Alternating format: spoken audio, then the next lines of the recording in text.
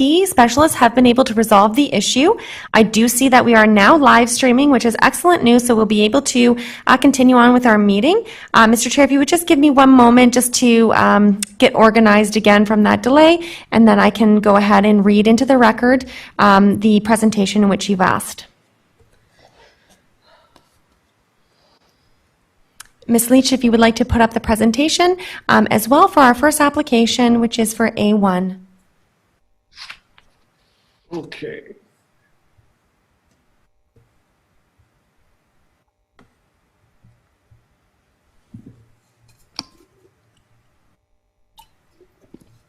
Thank you. And again, I would just like to thank the committee members, agents, applicants, and pre-registered members of the public for their continued patience. And we are at the Committee of Adjustment hearing for Tuesday, January 22nd, 2021 at 4 p.m. Committee of Adjustment hearings. All Town of Pelham in-person Committee of Adjustment hearings have been canceled. Instead, the town is holding all Committee of Adjustment hearings electronically via Zoom. Please note, no decisions have been made prior to this public meeting. This presentation is based upon the Town of Pelham's Planning Department report and analysis. All comments received from commenting agencies and the public have been forwarded in full to the Committee of Adjustment members for their consideration.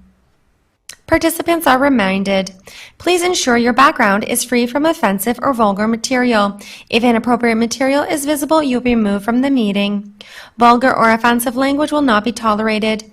If inappropriate language is used, you'll be removed from the meeting. Participant microphones and video cameras will remain off until they are called to speak. Once your comments have been heard by the committee, your microphone will be muted. Once voting on an item has taken place, participants will be removed from the meeting completely.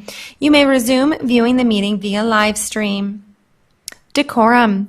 The Committee of Adjustment is a formal public hearing requiring decorum, meaning all comments are to be made through the chair. If you have pre-registered to speak, you'll be given an opportunity to address the committee at the public portion of the meeting. If you are live streaming and wish to submit a comment live, please email clerks@pelham.ca. Please note, comments will be received during the public portion of the meeting, otherwise they will not be considered. Disrespectful comments will not be tolerated. Cheering, booing, or hissing from the gallery will not be tolerated. Please note, if decorum is lost, the meeting may be recessed and persons asked to leave. Public portion of the meeting. To allow for an efficient meeting, each member of the public will be given the opportunity to speak to the committee during the public portion of the meeting. Please note, after all members of the public have been given the opportunity to speak, the applicant and/or agent will have the opportunity to address public comments and concerns at one time. Application for minor variance. File A1/2021P 1150 Line Avenue Part 3. Excerpts from Planning Report. The subject land is located on the west side of Line Avenue, lying north of Bacon Lane, known as 1150 Line Avenue, in the town of Pelham. The minor variance application requests relief from Section 13.2B, minimum lot frontage, to permit a lot frontage of 9.75 meters, whereas 19 meters is required. To date, the following comments have been received. Building Department, no comments. Public Works Department, no comments. Public comments. Reducing the lot frontage will set the homes too close to the road and create a building misalignment. Response. The minimum lot frontage zoning provisions is not the same thing as minimum front yard setback provisions. No changes to the setback of a future dwelling in relation to the street are being proposed. There are no minimum dwelling width requirements that would prevent a builder from building a narrower house. Adding 2 more additional homes on the property will lead to overcrowding. Response. No more houses or lots are being proposed from last October's 2020 Committee of Adjustment hearing. This is the same sketch. However, this application is only in regards to Part 3. Public comments continued. Reducing the lot frontage will expose the house to snowplow windrows. Existing problem in downtown, and suspects it will be a problem for the new houses recently built along Port Robinson Road. Response. Again, lot frontage is not the same as front yard setback. Lot frontage essentially controls the width of a property along the front lot line street, whereas a front yard setback controls the distance between buildings and from the front lot line street. Based on these comments, it sounds that the concern was with the front yard setback. Snowplow windows tend to be anywhere from 0.5 to 2 meters in horizontal spread, depending on the speed of the truck and volume of snow. The historic buildings in downtown usually have 0-meter front yard setbacks, and because of the historic regional widening of Highway 20, the additional vehicle lanes, the road pavement encroaches even closer to the existing buildings. Is the variance minor in nature? The proposed reduced lot frontage is minor in nature given the surrounding area and because it is wide enough to accommodate either a single detached dwelling positioned near Line Avenue or a private lineway that could serve future internal development opportunities. Is the variance desirable for the development or use of the land? The variance to reduce the minimum lot frontage is desirable for the lands because it will allow for the creation of an adjacent additional residential building lot on a large underutilized open space within the delineated built boundary of Fawn Hill Urban Settlement Area. Planning staff are of the opinion that a variety of lot frontages are not inherently harmful to neighborhood character, especially when contrasted to the potential for adverse impacts resulting from careless urban design and architectural practices. Adequate open space amenity areas remain for resident recreation and for storm water drainage purposes. Does the variance maintain the general intent and purpose of the official plan? The variance to reduce the minimum lot frontage maintains the policy intent of the official plan because it will allow for intensification of existing neighborhood within the delineated built boundary, add to the housing supply, support existing infrastructure maintenance, and make more efficient use of a large existing residential lot. The underutilized open space proposed for redevelopment is approximate to many daily amenities necessary for residents, such as shopping, schools, and other public service facilities.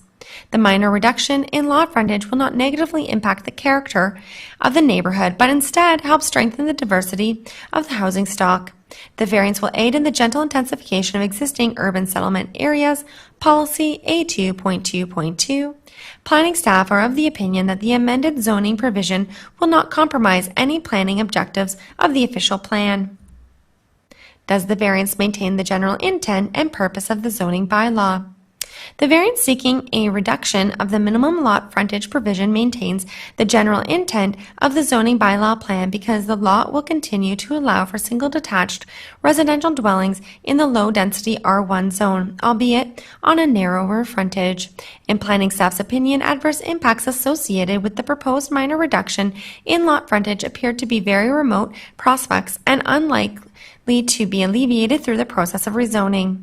The proposed variance maintains the intent of the zoning bylaw because adequate room is still available for open space, amenity area interactions, privacy buffers, and stormwater drainage without unduly affecting any neighbors.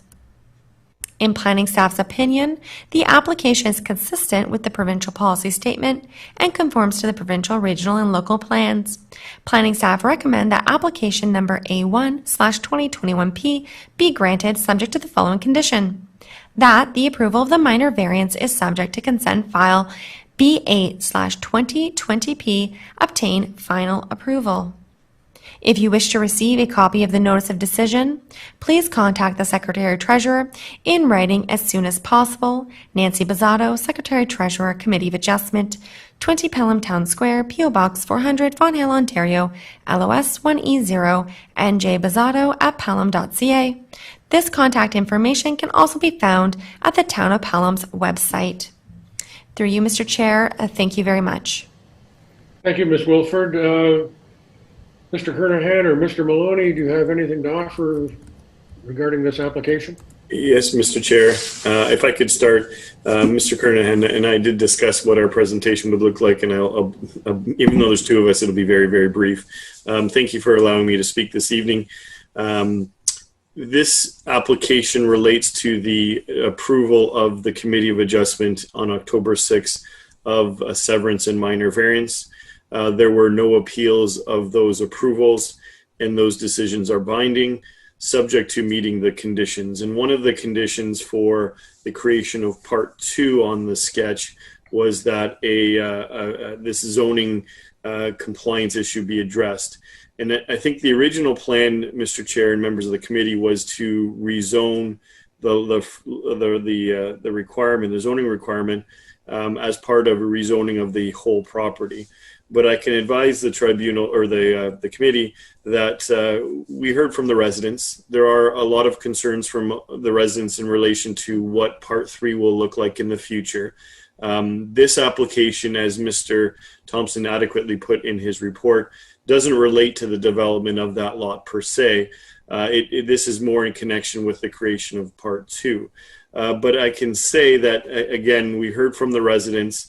We don't want to rush through a rezoning to address this zoning requirement.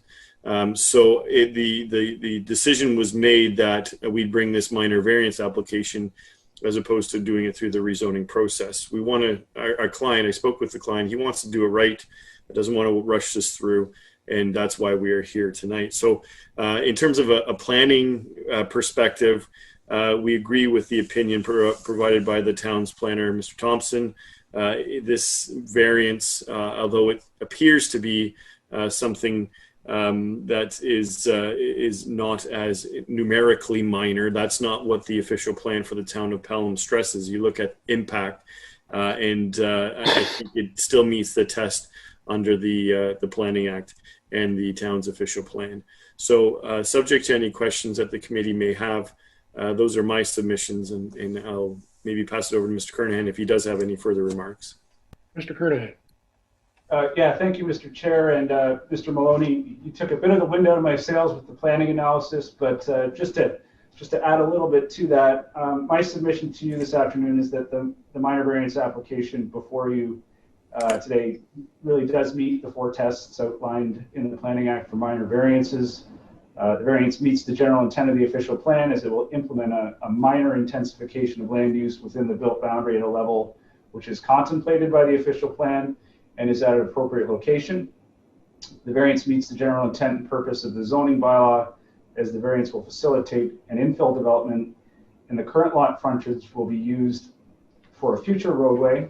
However, in the meantime, that frontage provides sufficient space to accommodate a driveway to provide access to an existing dwelling. The variance is minor in nature, as it provides adequate space for this access and service connections to the existing dwelling, and it's adequately sized to provide a private driveway and services for a private road development yet to be determined in the future. The variance is desirable and appropriate, as it will make an efficient use of urban service land in a fashion that will not result in negative impacts on the neighborhood. I can confirm that I've had the opportunity to review the planning report supplied to the committee by planning staff, and I agree with its conclusion that the minor variance should be supported for the reasons outlined in that report, and that the application is consistent with the provincial policy statement, conforms to the applicable provincial and local planning policies, and that it meets the 4 tests of the minor variance. I respectfully submit that application A1 2021 for 1150 Line Avenue should be supported. Thank you. Thank you, Mr. Maloney. Thank you, Mr. Kernahan. Ms. Wilford, I understand there may be some pre-registered members of the public who also wish to speak during the open portion of this meeting. That is correct, Mr. Chair. Muted and brought into the meeting, please. Thank you, Mr. Chair. Our first pre-registered member of the public is Kevin. Ms. Leach, if you can bring him into the meeting.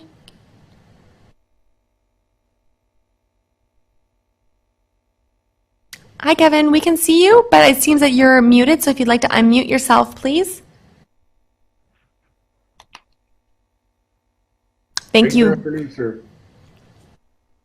Please feel free to go ahead, sir, with your verbal presentation. Yeah, thanks, folks. I don't have a lot to say. We're a relatively new resident to 2 Timber Creek Crescent in Fonthill. We moved in the summer, so caught wind of this significantly after the beginning of the process had started. I really just wanted to get some more context on what was planned in there, and I don't really have any comments, objection, or support at this time. Really just wanting to understand what could be happening in that space, as the new driveway will basically back right into my backyard. So, sir, this particular application strictly deals with the request to reduce the required frontage. Correct. which would normally be 19 meters. This particular piece of property is zoned R1. Right. R1 zoning in this area of the town of Pelham requires a frontage of 19 meters. What's being requested is, by the applicant, is to reduce the frontage requirement from 19 meters to, I believe it's 9 and a little bit, which in reality still works out to about 32 feet. Looking at the configuration of the property, the 32 feet would provide adequate space for a driveway to reach the back of the property. We have no feeling about what can happen with. Sure. If he wants to redevelop the property at a higher density than what's allowed in the R1 zoning, he will then have to go through a rezoning amendment, which will be a decision of council. And there's an entirely different public meeting process in dealing with the zoning bylaw. Okay, very good. I'm satisfied then, folks. Thank you very much. Okay. Through you, Mr. Chair, thank you. Thank you for joining us, and I'm glad to see that you are concerned with what's going on in your neighborhood. Thank you, Ms. Leach. We'll just bring in our next pre-registered member of the public, which is it's Steve Tallahassee. Just bring him in.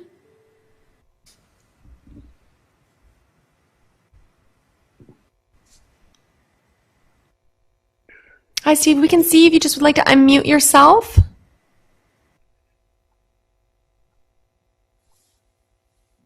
Good afternoon, sir.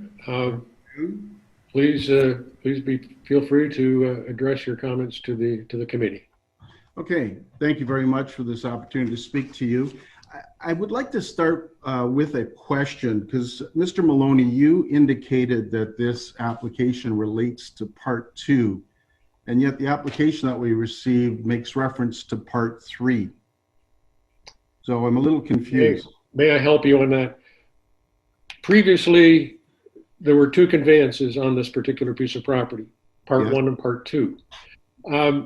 So what is required as part of the condition for the consent of Part 2 would be it has a certain frontage width, which is more than 19 meters. The remnant parcel, being Part 3, does not have a 19-meter frontage on Line Avenue. So this particular variance request is so that Part 3 will be legally formed with a frontage less than what is currently required in the zoning bylaw. Okay?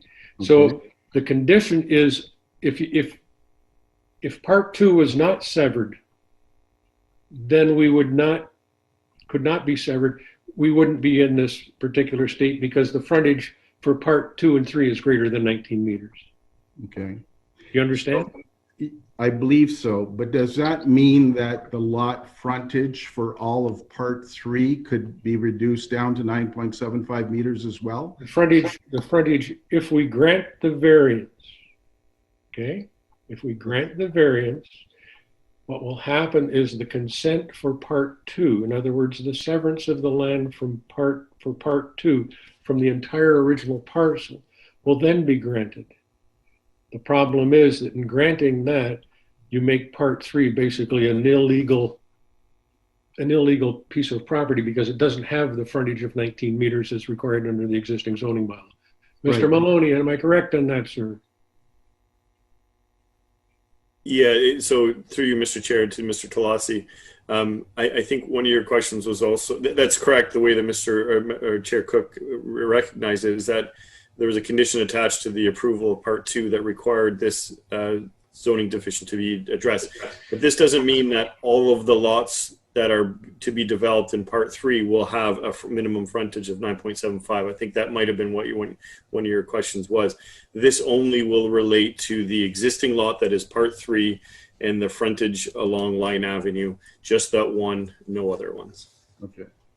So maybe I misinterpreted the original application because I thought it related to any lots that might be put into Part 3. It's just to allow because the laneway is only 9.75 meters now, which I'm assuming is intended as a laneway. It's to allow that to remain. So this will not, by approving this, it does not mean that what goes into Part 3 will have lot frontage of 9.75. Right. Through Mr. Chair, that would be part of any rezoning application to address the front yards, the frontage on any lots that are created within Part 3. It would require an entirely different type of development application. The Committee of Adjustment only can deal with basically variance to the recommendations or the regulations related to the existing zoning bylaw under, in this particular case, the R1 zoning. Okay. So again, I don't want to be difficult, but when I look at the notice of the public hearing, it says subject lands 1150 Line Avenue, Part 3.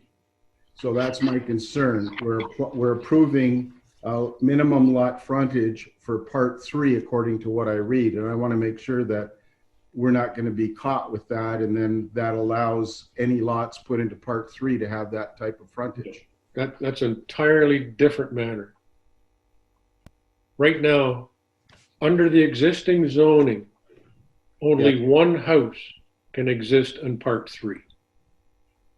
And that particular house will have a frontage, which is the frontage of Lot 3, which is it will be, if we grant it, 9.75 meters. Okay. Okay. Yeah. Currently, there's R1 zoning on the entire parcel of land. Okay. Right. The two consents that have been granted by one of the earlier Committee of Adjustments, there are 2 lots. Actually, there are going to be 3 lots on what was the original parcel of land, provided we can get the frontage for Part 3 agreed to, because it does not conform to the existing regulations of the R1 zoning in the town of Pelham. Okay. But right now, only one house under the existing zoning bylaw, only one house can be constructed on Part 3. Okay. All right. So I appreciate that clarification, Mr. Cook. So any further development, if Mr. Nunziano wants to build townhouses or an apartment building, he will have to go through an entirely different planning process. It'll require a zoning bylaw, which I think was referenced in Mr. Thompson's report. Okay. And if he decides to just build single-family dwellings, he'll still have to go. One single-family dwelling. One. He'd have to probably take the existing house down and one single-family dwelling. Or go through a rezoning to put in, sever the land. Something else. Yeah. Correct? Okay. Okay. Thank you. I appreciate that clarification. Okay. Are there any other comments from, let me see here now. Thank you, Mr. Chair. We did have one more additional deliberations. We do have one more pre-registered member of the public who registered. That's Mr. Peter Scott. Ms. Leach will just bring him into the meeting now. Just give her one moment, please.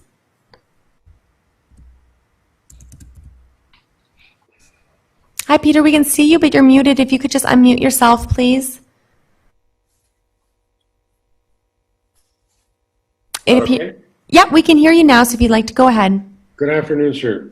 Good afternoon, or good evening, 4:55. Okay, firstly, I'd like to thank you. I was just actually going to send this email. I didn't think I was going to have an opportunity to speak. I've got a couple of questions for you. So the first question is, the chair mentioned that the notice was sent to owners within 60 meters. My understanding was that the last notice was sent to owners within 100 meters of the property.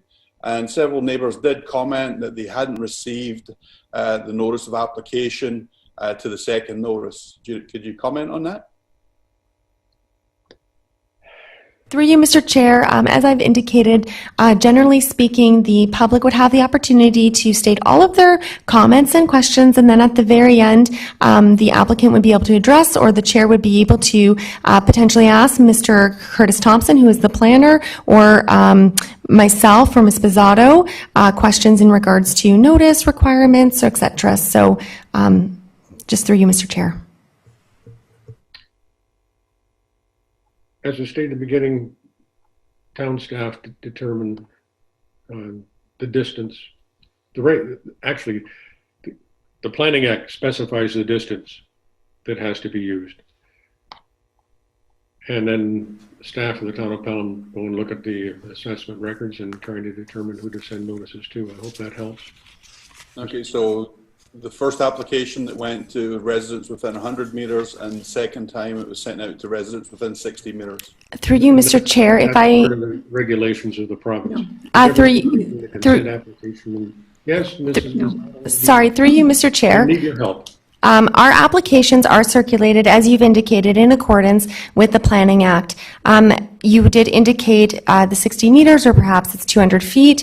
That would have been sent with the last notices of hearing and this notice of hearing. The difference may have been perhaps that the notice is sent from the boundary of the property, and of course this Part 3 is not the same because it doesn't include Part 1 and Part 2 as part of the boundaries of this subject property. So it would have been from a radius from Part 3. That might explain why perhaps potentially other individuals did not receive notice of this hearing, because perhaps they were not within that particular radius. I'm not sure if that's helpful, or if Ms. Bizzotto has anything more to add.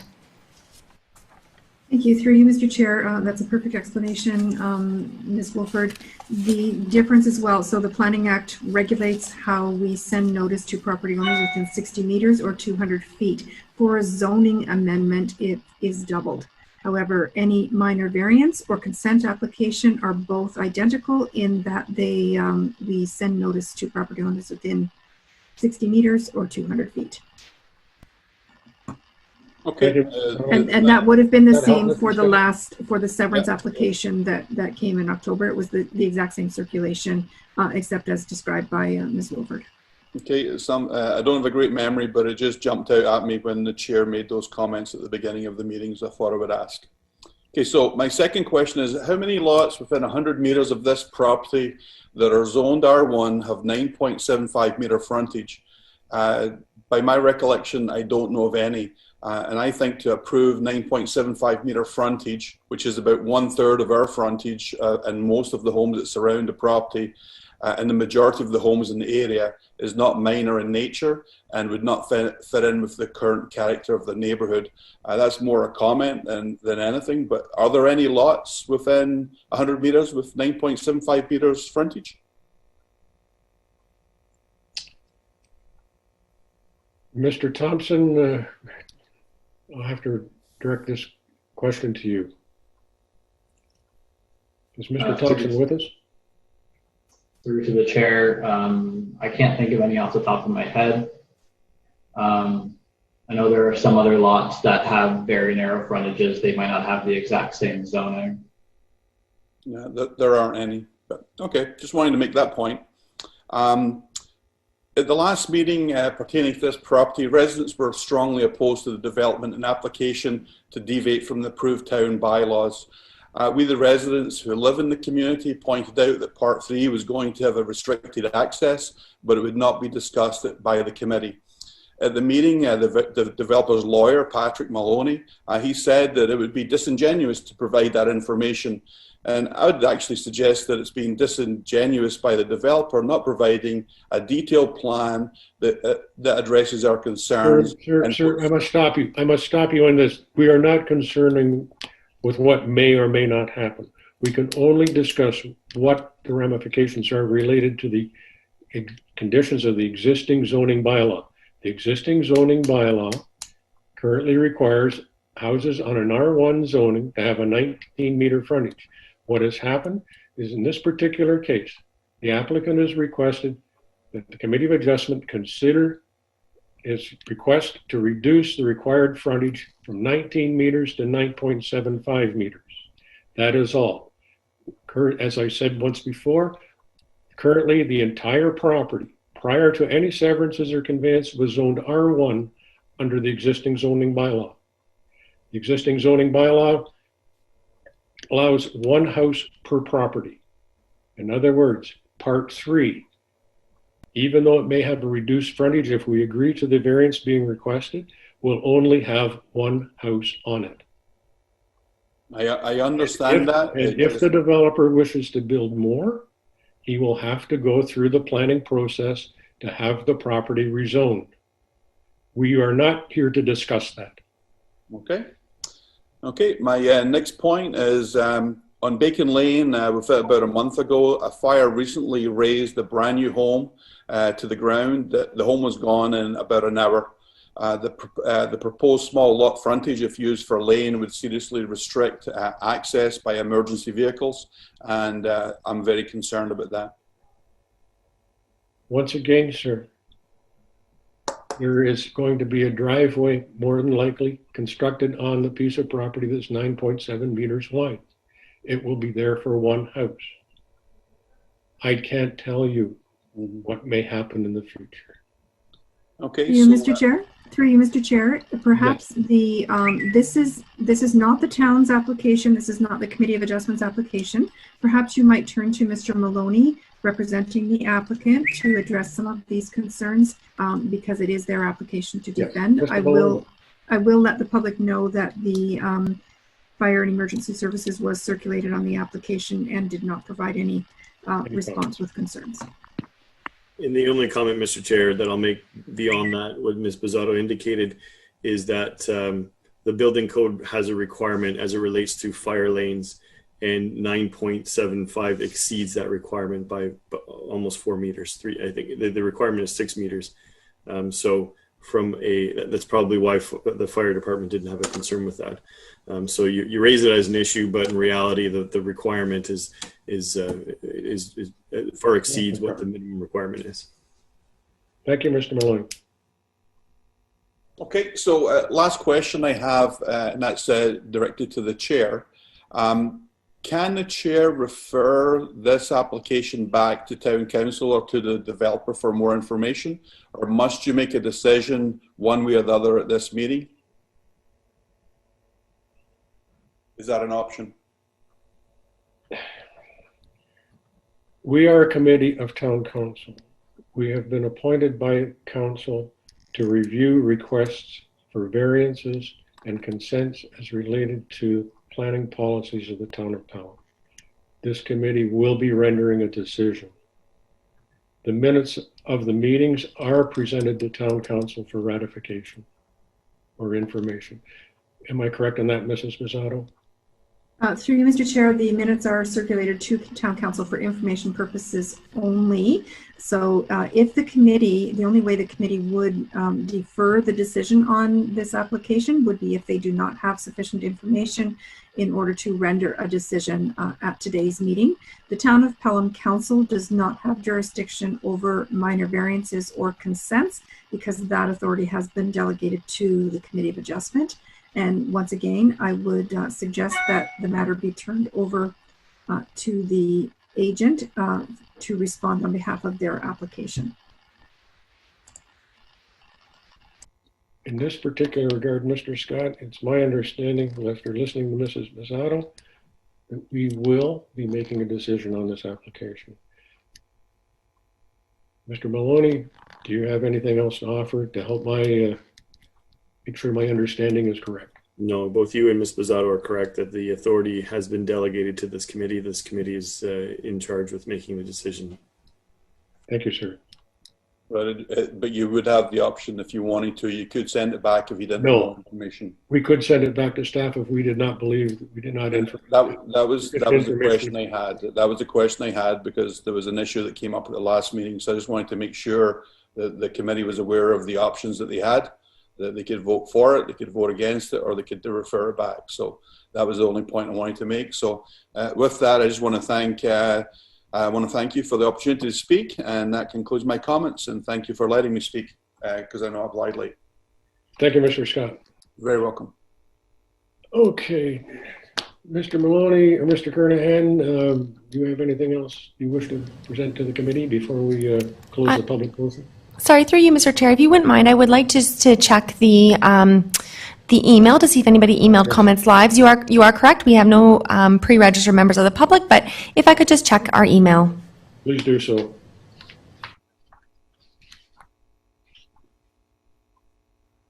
And I confirm that it is 5:04, and we have not received any emails at the clerks@pelham.ca. So email address. So if you would like, you could close the public portion of the meeting.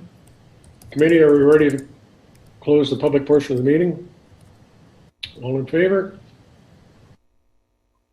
Okay, the public portion of the meeting is closed.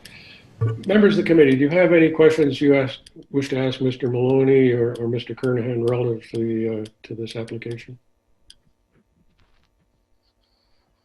I'd like to ask through the chair Curtis a question. I just want, for the public, I think they need to have something clarified. I look at item number 1, variance minor nature.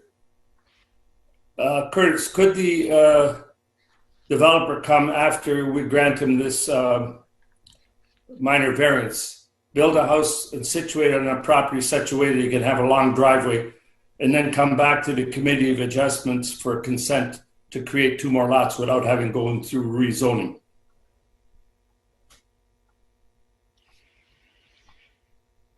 Through to the chair, they could, well, I mean, the town can't prevent an applicant from making an application like that. I don't know, we'd have to, yeah, they could make an application. I don't know what town staff position would be on it, but they would be entitled to make that application, and that wouldn't require rezoning. That would require it would likely come with zoning issues that could either be rectified through more minor variance applications or through a zoning bylaw amendment. There would certainly be some type of zoning issue. But as far as changing the use of the land from like a single detached house, which is currently spelled out in the R1 zone, to something other than that, like a semi or a townhouse, which would require a zoning bylaw amendment, that part of it wouldn't be required per se. Okay.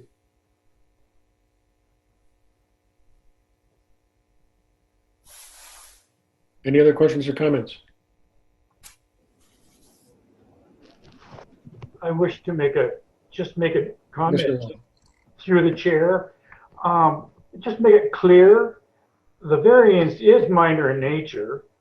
The proposed reduced lot frontage is minor in nature, given the surrounding area, because it's wide enough to accommodate either a single detached dwelling positioned near Line Avenue or a private laneway that could serve the future internal development opportunities. And I think basically that's truly what it is. It's just a driveway so that the developer can, in the future, go into the back of the property. Therefore, I support the fact that it's going to be a driveway. I would not support it to have a home built on it, but if he did, he would lose all of the space in the back, which truly is going to be developed in the future. So I think that little clarification there just makes everyone understand that it's not going to have a house built on that 9-meter piece of land. Thank you. Thank you. Thank you, Mr. Law. Are there any other comments from members of the committee? Are we ready to make I'll make this comment. I chaired the last meeting, and I agree with the chair that our only decision is based on what they asked for, a minor variance for at the road. And that's all we consider. What's going to happen on part 3 is not relevant to us. Is that correct? That would be my understanding entirely. So I would like to move that we grant the severance. Okay. I'll second that. Not severance. This is the variance. But the application, basically that application A1-2021P be granted, because the variance is minor in nature because it provides the surrounding area enough room for another dwelling. And the intent of the zoning bylaw is maintained, and the intent of the official plan is maintained, and the proposal is desirable for the land as it creates an additional building lot on an underutilized open space. And we grant this application without prejudice to any other application in the town of Pelham. And we, the Committee of Adjustments, we've considered written and oral comments, and we agree with the minor variance and report analysis and recommendation that this application meets the Planning Act test for the minor variance. And I also provided some additional questions just so the people in the surrounding areas have an idea of how the system works. And so the only condition is that the consent file B8 2020P be finally approved. So be moved. Do I have a seconder? Yes, sir. I second the motion. Are we ready to vote? Yes. All in favor? Carried. Thank you, gentlemen. And we will move on to our next application. The next application is actually A2, but I'm requesting the committee consider dealing with A2 after we deal with the consent application B1. So in that, if I can get agreement for the committee to do that, we will move forward to A3. Do I have agreement to move A2 to after we deal with the consent application B1? All in favor? I'm in favor. Okay. I'm in favor. Bernie, we're going to move to application A3. Just have to move a little paper here in the desk. You mean B? Application A3 is... You're talking Cream Street. Through you, Mr. Chair, yes, it would be A3/2021P, and that would be for 1012 Cream Street, Part 1. I do see Ms. Leach is just putting up our presentation, and then I will read it into the record. Application A3 deals with variances for a piece of property at 1012 Cream Street in the town of Pelham. Thank you, Mr. Chair. Ms. Wilford, would you please take us through the planning report? Thank you. Excerpts of planning report. The subject land is located on the north side of Chandler Road, lying east of Fenwick Street, and known locally as 1012 Cream Street. We're talking about Part 1. The minor variance application requests relief from Section 7.2A, minimum lot frontage, to permit a minimum lot frontage of 125.8 meters, whereas 180 meters is required. Section 7.2B, minimum lot area, to permit a minimum lot area of 3.5 hectare, whereas 10 hectare is required. Section 7.2E, minimum side yard, to permit a minimum side yard of 18 meters, whereas 46 meters is required. The proposal seeks to legalize an existing 186 meter square agricultural barn resulting from a conditional approved consent application to convey a boundary adjustment, file B10 2020P, that reduced the lot area and lot frontage and adjusted the side property line of Part 1. To date, the following comments have been received. Building Department, no comments. Public Works Department, no comments. No public comments were received at the time of writing this report. Is the variance minor in nature? Granting the reduced lot area, lot frontage, and side yard setback is minor overall because there are no negatively induced impacts to the subject lands or its surroundings. In fact, by refusal of the zoning request, and thus the conditional approved severance, the urban lands to the north, which form part of the East Fenwick Secondary Plan area, would be frustrated in future development opportunities, or vice versa, because of the added land holdings, cost, and complexity. Therefore, the variance do not result in a loss of prime agricultural lands and have no impact on the protections concerned with the existing key natural heritage features nearby. Is the variance desirable for the development or use of the land? Granting the requested zoning relief will help facilitate the orderly development of the urban designated lands to the north and help maintain the long-term visibility of the prime agricultural lands situated outside of the urban settlement area boundary. The zoning relief will recognize an existing underutilized parcel of land, which is understandably being severed from its urban half, as this is clearly desirable from a landholdings perspective and future development opportunities on either segment. Does the variance maintain the general intent and purpose of the official plan? The requested zoning relief maintains the intent and the purpose of the official plan because their permissions will not negatively impact the agricultural ventures on Part 1. The agricultural designated lands was already legally undersized from a policy perspective as the property was bisected by the urban settlement area boundary. The variances will facilitate the recently approved boundary adjustment, and both individually and collectively, these approvals do not have any material effect that would induce undesirable development practices on either parcel. Does the variance maintain the general intent and purpose of the zoning bylaw? The requested zoning relief maintains the intent and purpose of the zoning bylaw because they would legally recognize the existing undersized A zoned lands, which is still capable of serving a farming purpose. The existing one-story barn was legally established with the benefit of a building permitted and can continue to be used for agricultural purposes subject to these minor variances being approved. In planning staff's opinion, the application is consistent with the provincial policy statement and conforms to the provincial, regional, and local plans. Planning staff recommend that application number A3/2021P be approved subject to the following condition: that the approval of the minor variance is subject to consent file B10/2020P obtaining final approval. If you wish to receive a copy of the notice of decision, please contact the Secretary Treasurer in writing as soon as possible. Nancy Bizzato, Secretary Treasurer, Committee of Adjustment, 20 Pelham Town Square, P.O. Box 400, Fonthill, Ontario, LOS 1E0, and J. Bizzato at pelham.ca. This contact information can also be found on the Town of Pelham's website. Through you, thank you, Mr. Chair. Thank you, Ms. Wilford.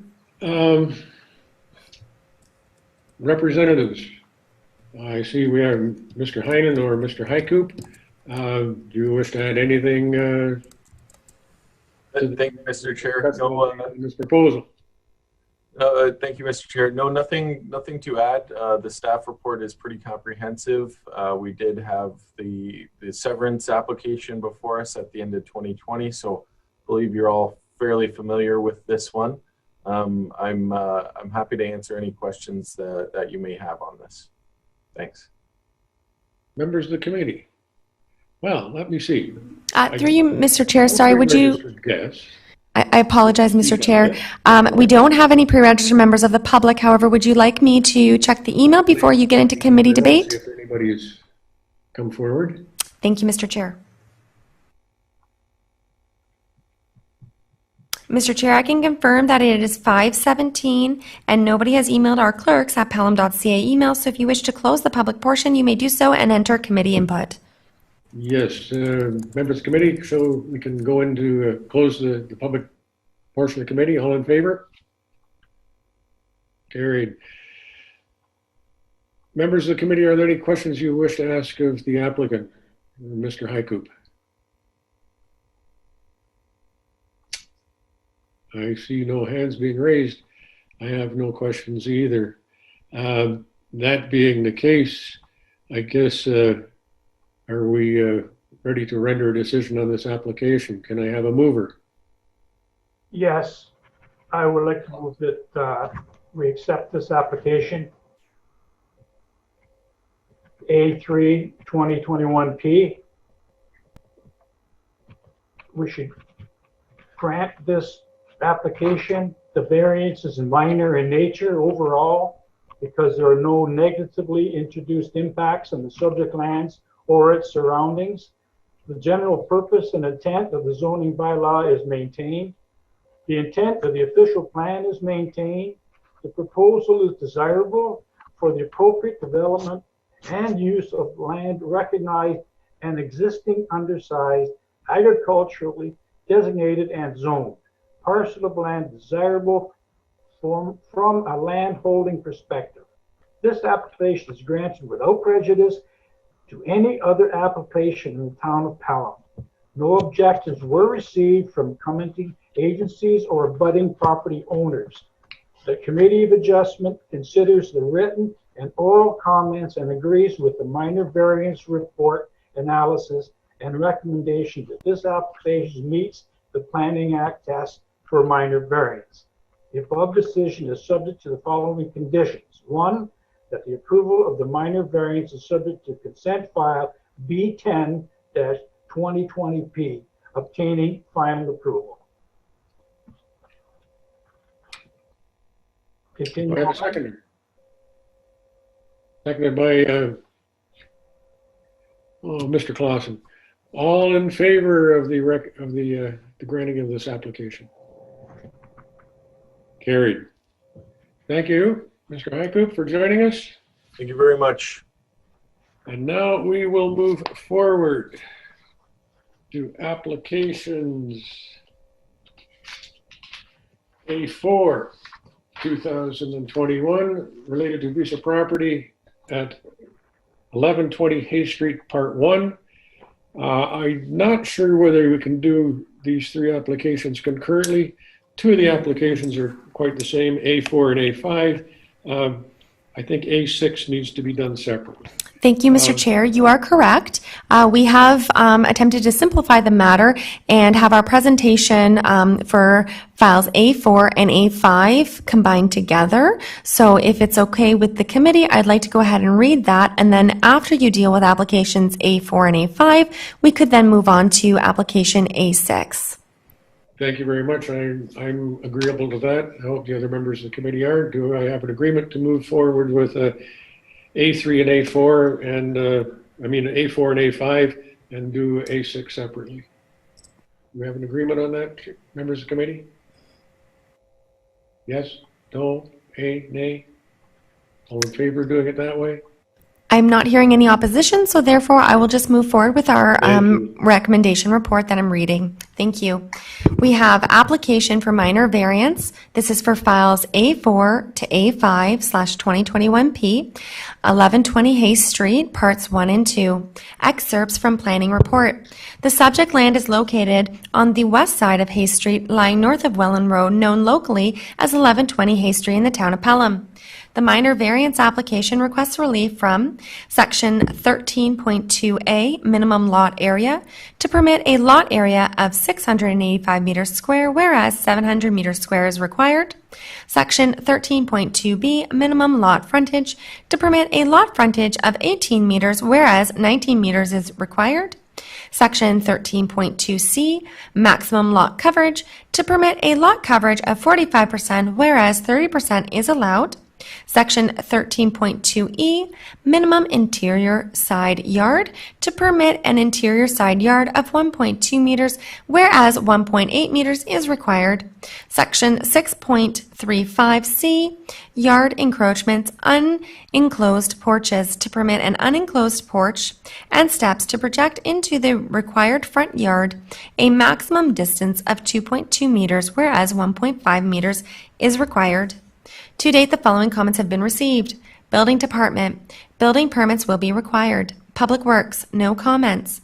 Public comments were received from a neighbor resident, which was attached and summarized on the following slide. That being, does not support amended zoning to add 3 houses, suggests a walkway to be provided between 1122 Hay Street and the subject land 1120 Hay Street, connecting Parkland to Hay Street, relevant to file A4 2021P. Response: although planning staff are usually the proponents for new sidewalk connections, this type of consideration would have already been debated during the lengthy public consultation the town underwent not too long ago during the public design charrettes and statutory public meetings for the official plan and zoning bylaw amendments of the internal lands. Furthermore, not only has the town deposited the reference plan for those lots fronting Hay Street, but the inherent value of a sidewalk connection in this location would be minimal. This is specifically because a new public street with sidewalks will be needed to serve the internal lands, parklands just south of the lands. Would like to know about the tree line. Response: the existing trees to the north are located within the subject land's boundaries and are on the inside of the chain link fence. Some of these trees will likely be impacted by building excavation. Is the variance minor in nature? The proposed reduced lot area and lot frontage are minor in nature given the surrounding area. Smaller lot sizes are increasingly becoming common throughout the town, region, and province. The reduced lot area can still comfortably accommodate the proposed dwelling, landscaped amenity area, parking, and drainage. Increasing the lot coverage beyond 30% is reasonable and practical given modern civil design, house design, and infrastructure standards. Reducing the side yard setback and increasing the porch encroachment can still comfortably accommodate a new dwelling. The rear yard amenity area complies with the default R1 zoning requirements. The side yard setback reduction will not induce any land use incompatibility concerns. The reduced side yard setback, according to the Ontario Building Code, which offers 1.2 meter side yard setbacks as the industry practice. The variances are considered minor in nature as no adverse impacts are anticipated from requested variances. This is because the resulting built form is generally consistent with the existing neighborhood from a land use, orientation, and massing perspective, and is considered an appropriately sensitive form of infill redevelopment. Is the variance desirable for the development or use of the land?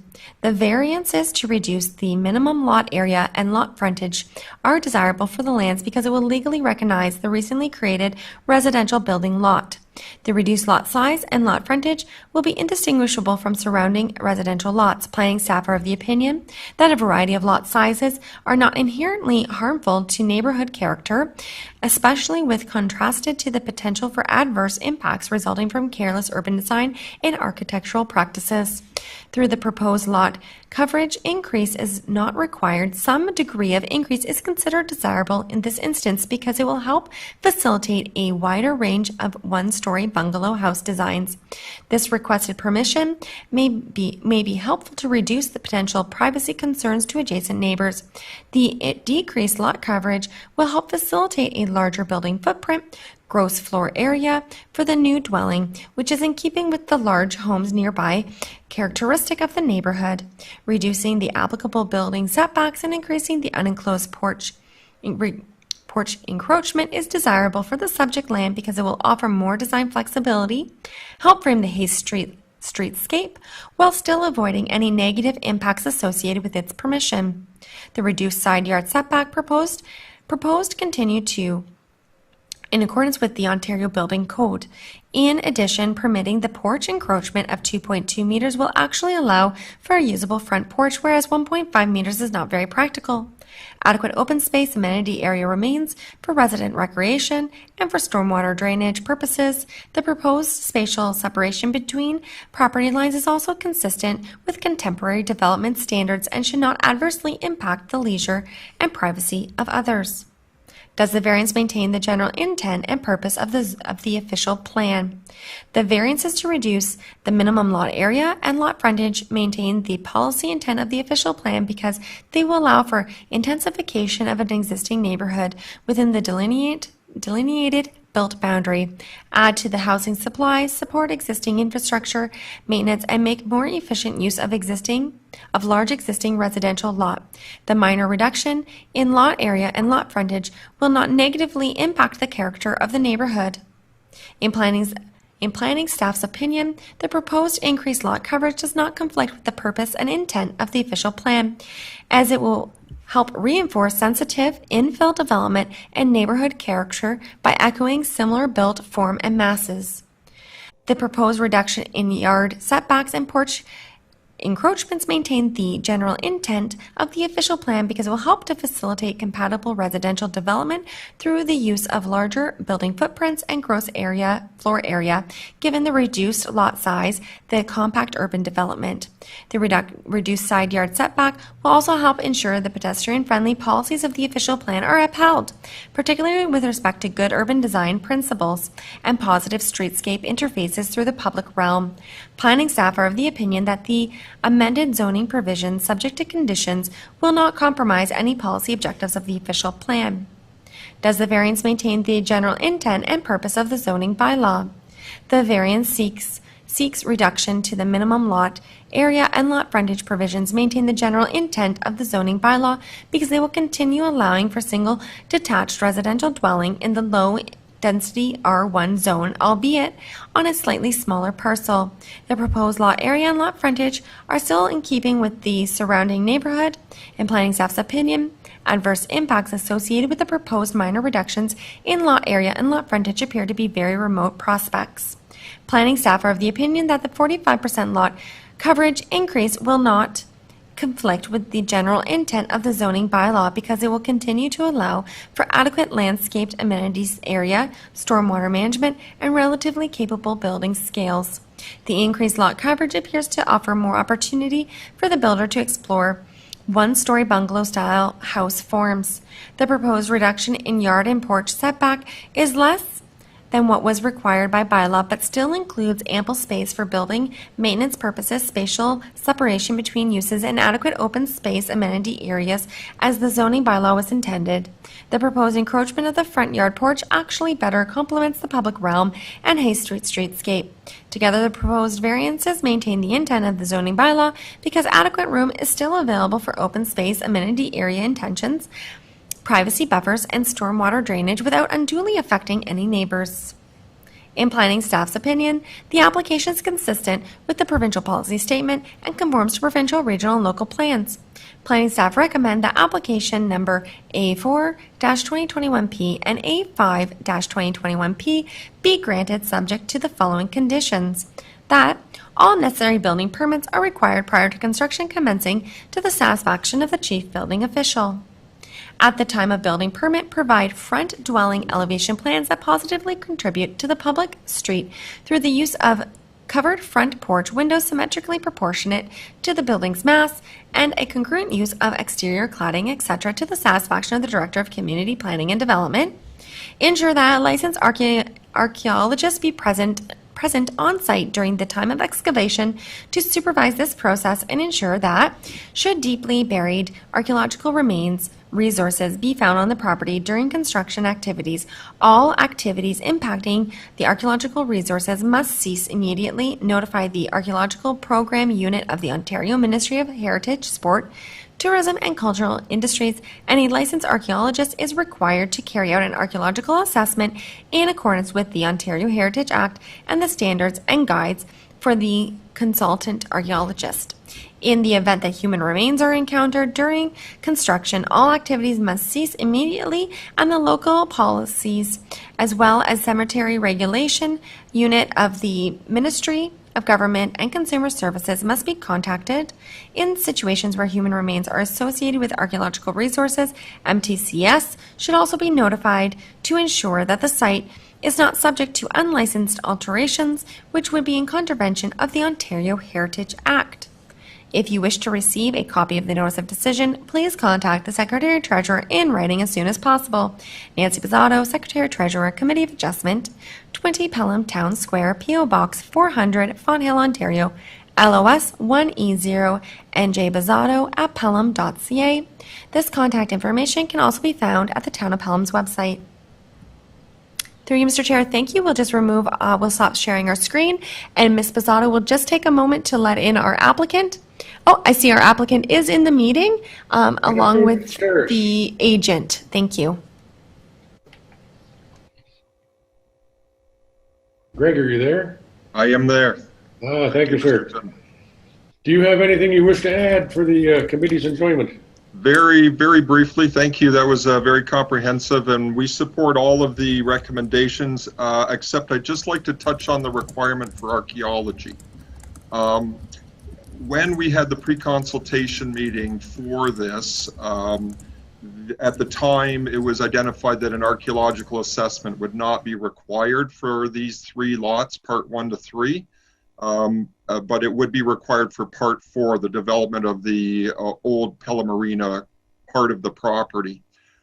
We have since completed a stage 1 and 2 archaeological assessment. No archaeological remains were found, no resources, and that report's been completed. We submitted a copy of the draft report to the town, and that is being finalized and will be submitted to the ministry to receive a clearance letter What we would request then is that if this archaeological component could also state that if a clearance letter is provided, then we do not need a licensed archaeologist during excavation. The other two components actually apply. They're standard archaeological requirements that if we do find anything during excavation, that an archaeologist would be called to the site. So that would be the only change we would request.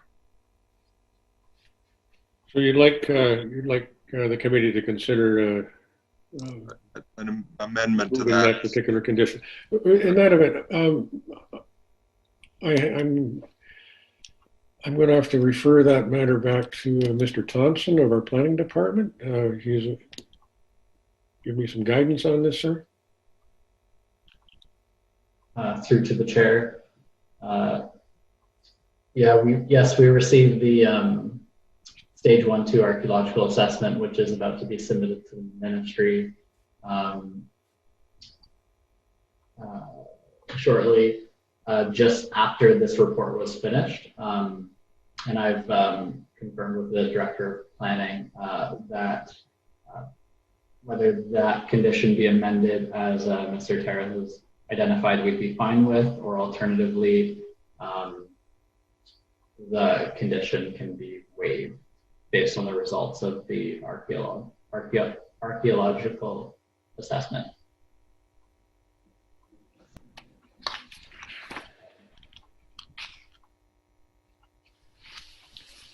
Let me be clear on this then. So the conditions that we were currently looking at based on your report was that there be elevation plans done, of course, a few other things, but you're saying we may not need to have the licensed archaeologist on site during excavation? But if bones are found, it would be required an archaeologist be brought on site? Am I correct in that? The requirement for having a licensed archaeologist on site comes up often as a compromise in lieu of having the ministry clearance letter if it's not available. But in this instance, they did do the assessment, and we'll be awaiting that ministry clearance letter. And based on the findings of that assessment, and not to mention much of parts 1, 2, and 3 were identified to be disturbed by the archaeologists due to the, I think it's the asphalt pavement courts there. So there was no additional study that was warranted. So we're expecting that ministry clearance letter to come back on those lands. So had we have known that, we wouldn't have put the condition in. But now that we do, the director of planning is comfortable waiving that requirement on these 3 parts.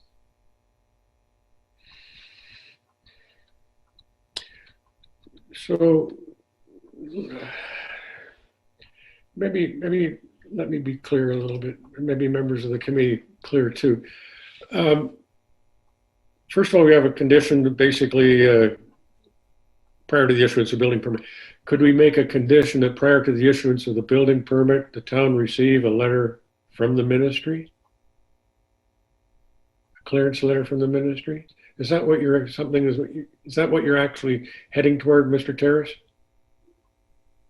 Yes, that's correct. Yes. Would that satisfy the director of planning, Mr. Curtis, Mr. Thompson? Through your chair, that'd be fine as well. Yeah. Members of the committee, do you understand where I'm going on this? I think it sounds reasonable through the chair. I think it sounds reasonable that we follow your direction in that. I mean, if he's already done the preliminary work through the chair and the letter is satisfactory, I would be would it be acceptable to me that as long as the letter is satisfactory and the planning department's happy with it, that we the building permit license archaeologist requirement. Yeah. Anyway, okay.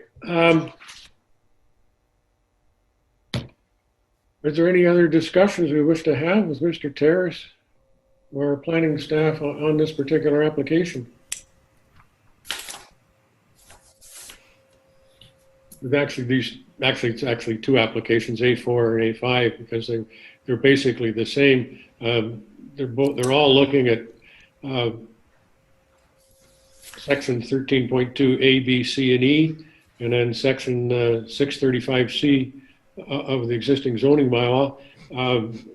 As far as I can tell, we could probably do 4 and 5 concurrently. Are we ready to make a decision? And if so, can I have a mover? And Through you, Mr. Chair, if I may interrupt, we certainly do not have any pre-registered members of the public, but just to ensure that public participation can be allowed for fully, if you would not mind me just checking the email address.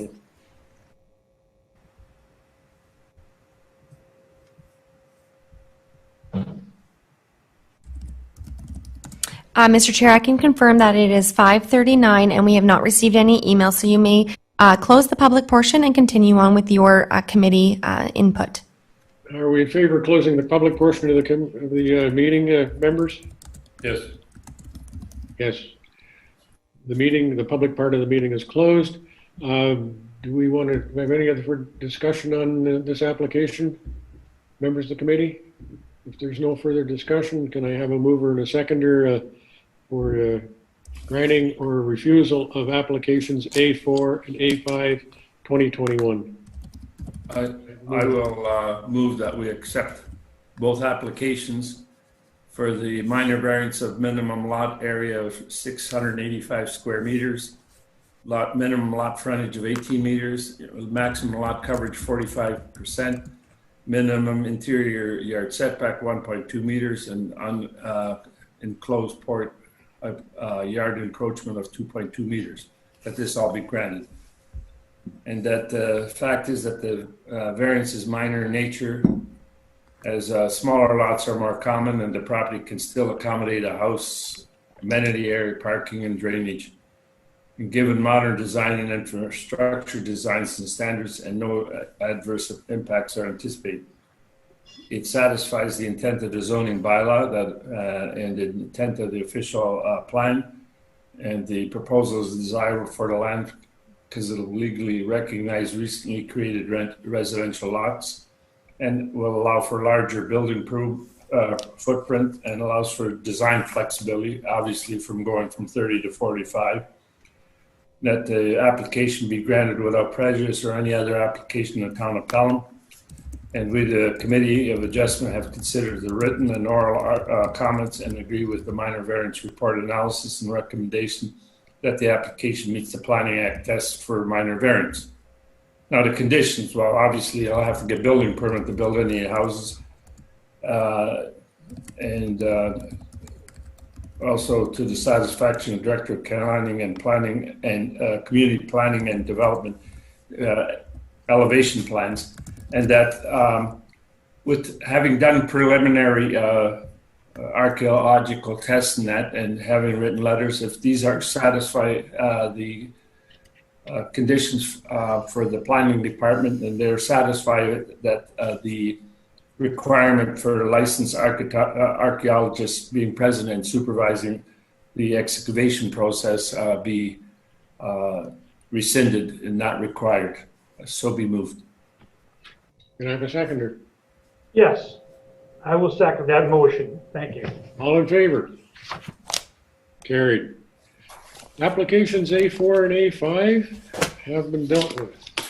We'll now move on to application A6, which is basically we're still looking at reducing sections 13.2, B, C, E, and F of the zoning bylaw and section 6.35C.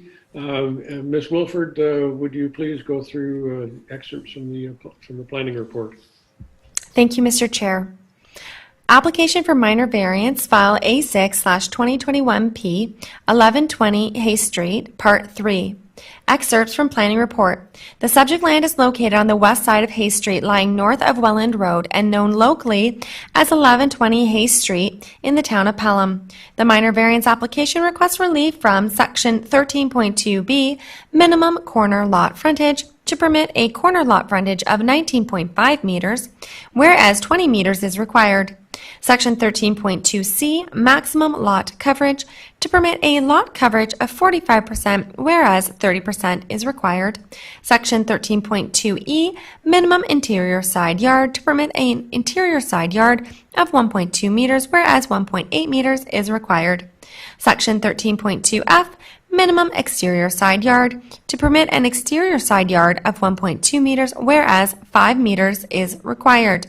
Section 6.35C, yard encroachments, unenclosed porch, to permit an unenclosed porch and steps to project into the required front yard a maximum distance of 2.2 meters, whereas 1.5 meters is required.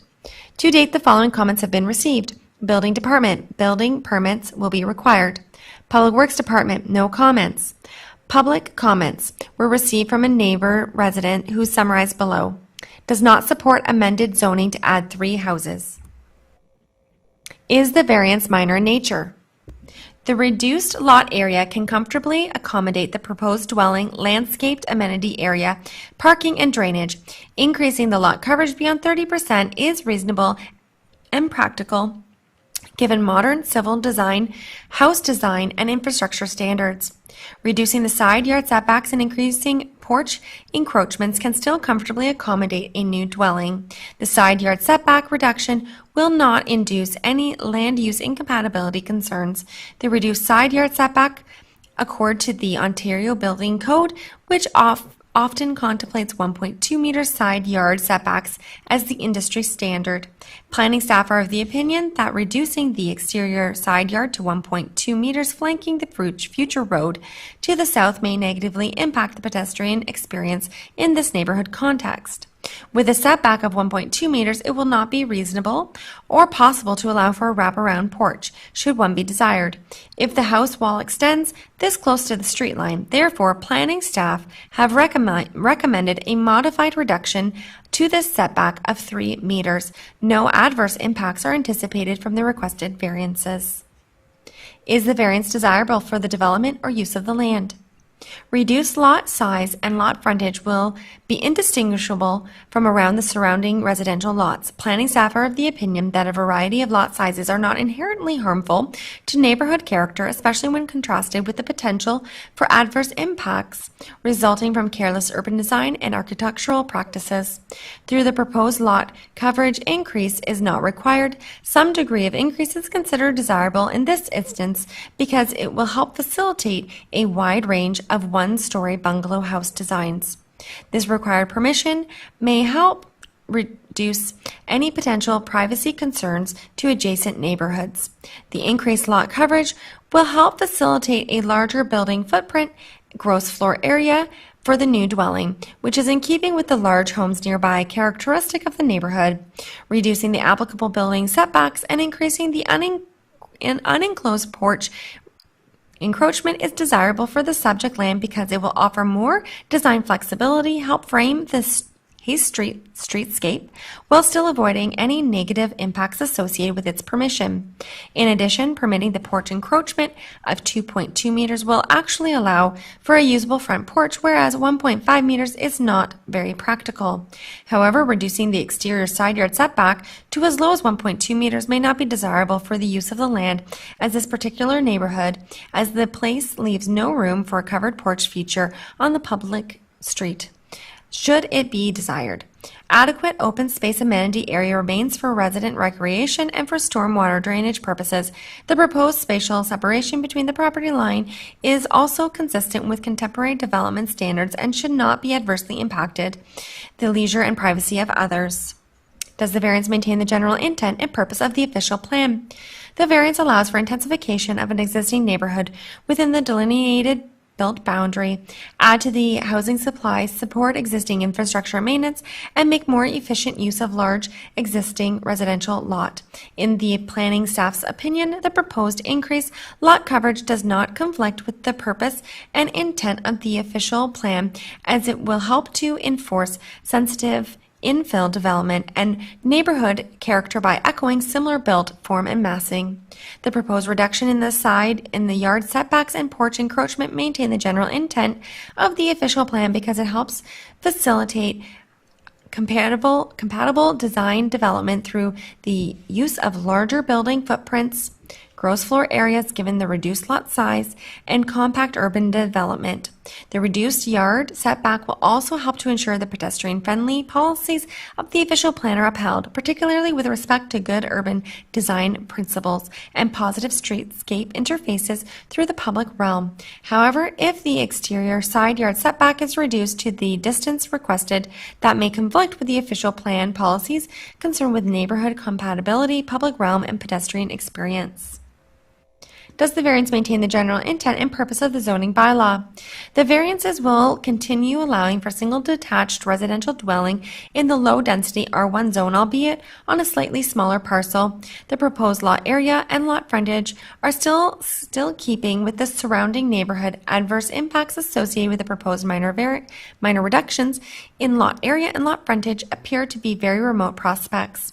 Planning staff are of the opinion that the 45% lot coverage increase will not conflict with the general intent of the zoning bylaw because it will continue to allow for adequate landscaped amenity area, stormwater management, and relative compatible building scales.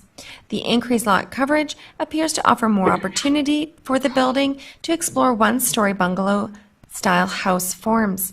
The proposed reduction in yard and porch setback is less than what is required by bylaw, but still includes ample space for building maintenance purposes, spatial separation between uses, and adequate open space amenity areas as the zoning bylaw was intended. The proposed encroachment of the front yard porch actually better complements the public realm and Hayes streetscape. However, the requested exterior side yard setback of 1.2 meters is excessive and does not meet the intent of the bylaw in this case, which would face a public street, leaving no room for potential porch-covered features. Planning staff is supportive of a reduction from the 5-meter setback, but to a smaller degree. Together, the proposed variances maintain the intent of the zoning bylaw because adequate room is still available for open space, amenity area intentions, privacy buffers, and storm water drainage without unduly affecting any neighbors. Planning staff's opinion, the application is consistent with the provincial policy statement and conforms to provincial, regional, and local plans. Planning staff recommend that application numbers A6/2021P be granted as follows and subject to the following conditions. Section 13.2, regulations for dwelling permitted in R1 zone. Minimum corner lot frontage, 19.5 meters, approved. Maximum lot coverage, 45%, approve. Minimum interior side yard north, 1.2 meters, approved. Minimum exterior side yard, 3 meters, approved. Section 6.35, regulations for yard encroachments of unenclosed porches. Maximum front yard encroachments, 2.2 meters, approved. That all necessary building permits are required prior to construction commencing to the satisfaction of the chief building official. At the time of the building permit, provide front and exterior side dwelling elevation plans that positively contribute to the public street through the use of converted front exterior side porch windows symmetrically proportioned to the building's mass and congruent use of exterior cladding, etc., to the satisfaction of the Director of Community Planning and Development, and ensure that a licensed archaeologist be present on the site during the time of the excavation to supervise the process, and to ensure that should deeply buried archaeological remains resources be found on the property during construction activities, all activities impacting the archaeological resource must cease immediately, notifying the Archaeological Programs Unit of the Ontario Ministry of Heritage, Sport, Tourism, and Culture Industries, and that a licensed archaeologist is required to carry out an archaeological assessment in accordance with the Ontario Heritage Act and standards and guidelines for consultant archaeologists. In the event that human remains are encountered during construction, all activities must cease immediately, and the local police as well as cemetery regulation units of the Ministry of Government and Consumer Services must be contacted. In situations where human remains are associated with archaeological resources, MTCS should also be notified and ensured that the site is not subject to unlicensed alterations, which would be in contravention of the Ontario Heritage Act. If you wish to receive a copy of the Notice of Decision, please contact the Secretary-Treasurer in writing as soon as possible. Nancy Pizzato, Secretary-Treasurer, Committee of Adjustment, 20 Pelham Town Square, P.O. Box 400, Fonthill, Ontario, LOS 1E0. njbizzato@pelham.ca. This contact information can also be found at the Town of Pelham's website. Through you, Mr. Chair, thank you very much. Thank you, Ms. Wilford. Mr. Terrace, do you have anything you wish to offer the committee? We again support all of the recommendations with the exception again of the archaeological requirement, which was previously discussed on the other applications. Okay. Ms. Wilford, I noticed there are no pre-registered participants wishing to comment on this application. Am I correct on that? Through you, Mr. Chair, you are correct, and I will just check our email, clerks@pelham.ca, to see if we received any emails in. Just give me one moment.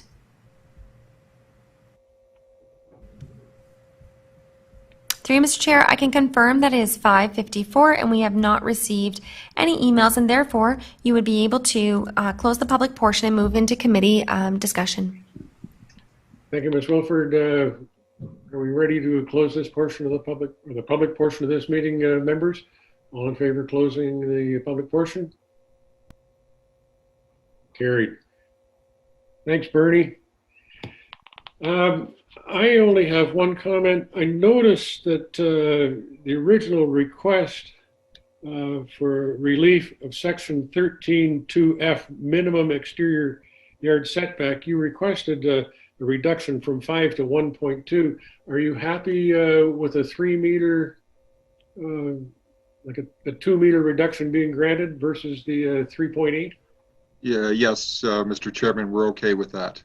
Okay, that's the only comment that I had to make on this. Are there any other comments or questions, Mr. Terrace, from the members of the committee?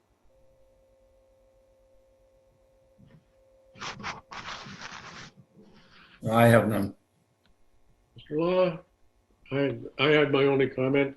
That being said, committee members, are we ready to make a decision on this application?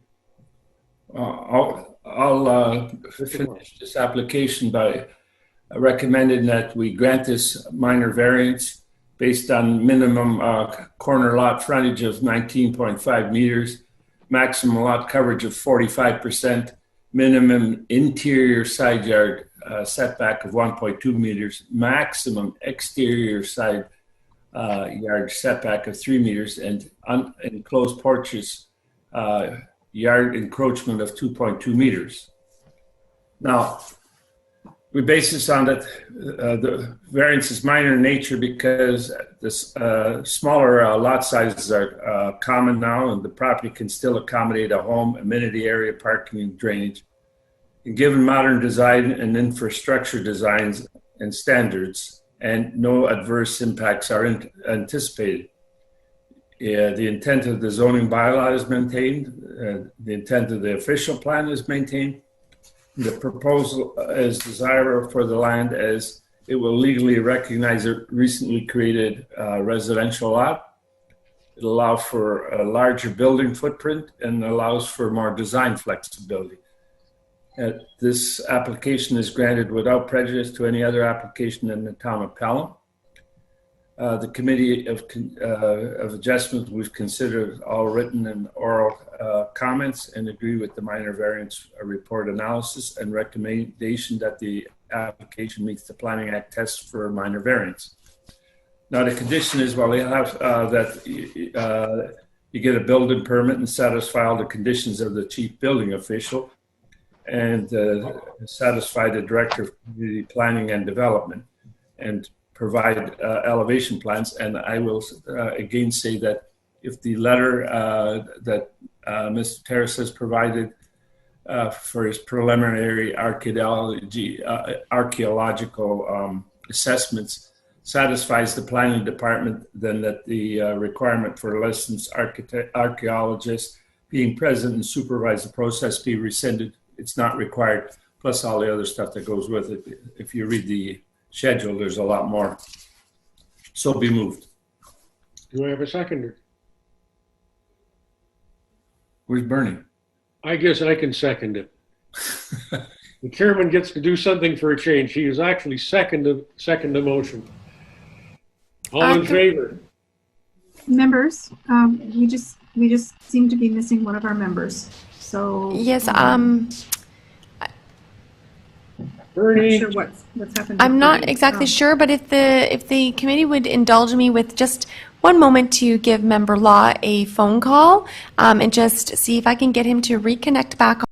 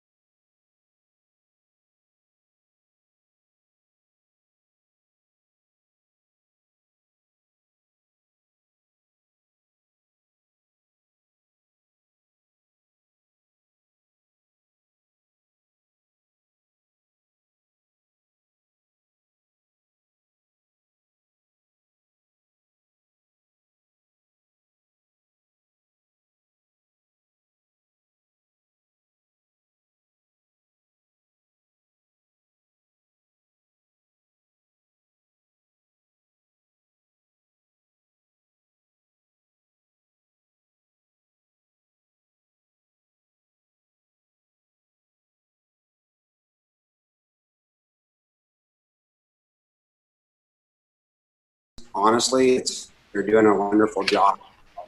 Just trying to make sure that all of our business continuity continues. So I'll just give Ms. Wilford a few moments and she'll have the member available for us. Thank you for joining us. I did notice, Mr. Lally, in my tour around the town and looking at the Okay, I can now site, see you've you. got some Thank you very good-sized much. equipment Bye over now. there at the moment. Okay, bye. Yes, it's starting to come down tomorrow. Oh, it looks like we have our member back now. Ah, excellent. Mr. Law, thank you for rejoining us. So I think the place that we had left off, I'll just help Ms. Wilford get back started again, was a motion to approve, and all of the conditions and reasons had been stated with the reason or the condition regarding the archaeological requirement to be rescinded and waived.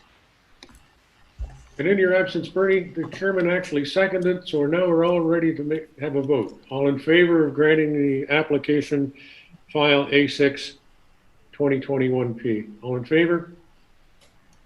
Carried. Thank you very much, gentlemen. Thank you very much. Thank you. Thank you. Mr. Law. Thank you for Mr. Law, that was like sitting around with us and waiting for us to get ourselves electronically sorted out. Not a problem.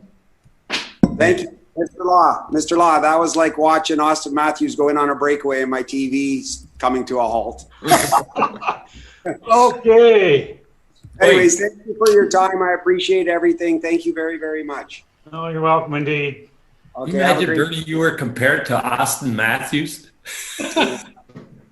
Bernie Jersey. Thank you very much. Members, we are still live streaming and recording, so if we could get back to our agenda, Here that we would are. be very helpful. Next application in front of us is application B1 2021P related to consent application at 695 Quaker Road. Ms. Wilford, would you take us through the planning report? Thank you, Mr. Chair. We'll just have Ms. Leach share our screen to bring up the presentation. Just if you could just give us just a moment.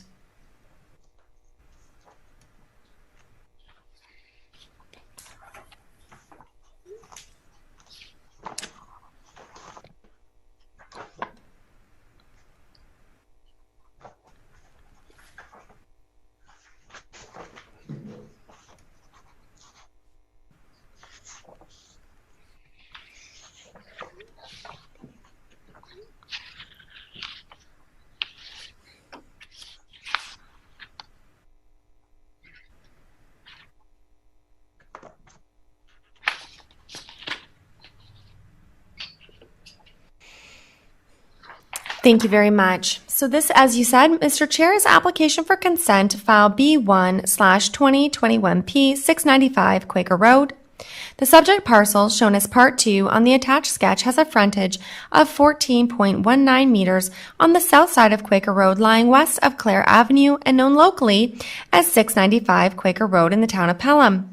Application is made for consent to partial discharge of mortgage and to convey 540.4 meters square of land, Part 2, for a single detached residential lot. Part 1, 715.7 meters square of land, is proposed to be retained for continued residential use. Note, this application is being heard concurrent with minor variance file A2/2021P. To date, the following comments have been received. Bell Canada, no concerns. Building Department, no comments. Public Works Department, see conditions. No comments were received from the public at the time of writing this report.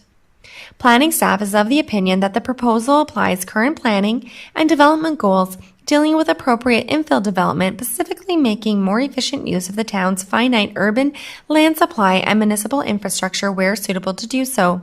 The severance will not compromise the remnant land's ability to accommodate a future garage or carport, should that be proposed, because of the sufficient size with adequate rear yard access via this easterly side yard.